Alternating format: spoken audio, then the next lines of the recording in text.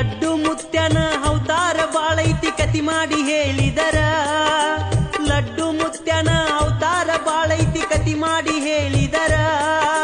ಬಾಗಲಕೋಟ ಶಿಮಿಕೇರಿ ಸೀಮ್ಯಾಗ ನೆಲೆಸಿದ ದೇವರ ಅವರೇ ಲಡ್ಡು ಮುತ್ಯಾರ ಭಕ್ತರ ಮನಿಯ ಬೆಳಗ್ಯಾರ.